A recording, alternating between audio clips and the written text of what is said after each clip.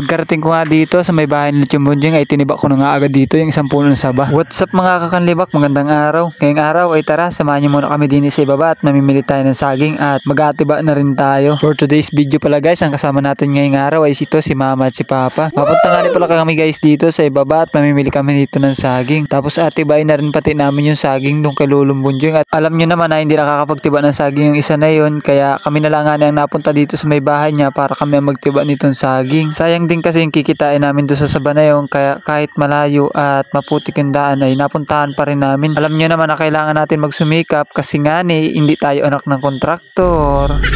Aray ko! Dito nga iniwan ko na nga dito sila mama sa baba at ako'y mapunta din sa may bahay ni Lulumbunjing at atibayin ko nga yung saging niya. Doon sana nga ako dadaan sa may tabi ng mga bahayan, kaso lang nga sobrang daming aso, kaya dito tumakbang na lang ako dito sa may sapa. Delikado, baka magagat tayo ng aso at magkagat tayo ng pampers nito. Damn! Habang naglalakad nga ako dito sa may sapa ito, nakita ko nga dito si Chubunjing. Shit! Tawag saging! Ando lang? Ilang buwig yun? Ilang buwig? Ako na lang mapunta doon? Ako lang na mapunta?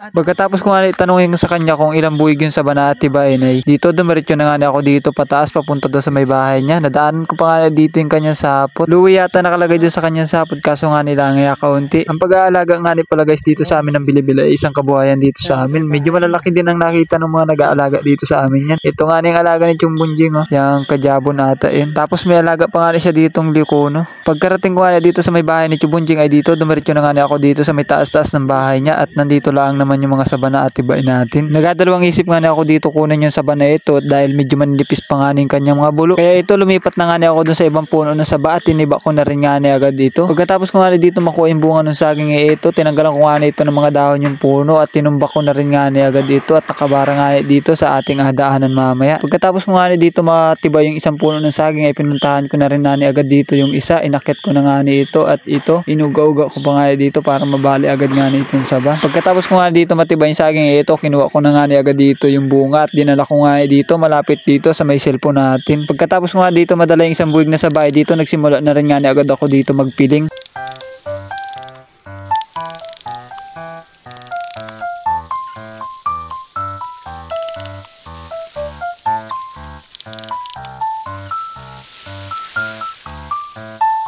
Habang nagapilingan ako dito ay nag-aambon-ambon na. Kala ko nga matigil agad pero makalipas lang ilang minuto eto bigla nga itong lumakas.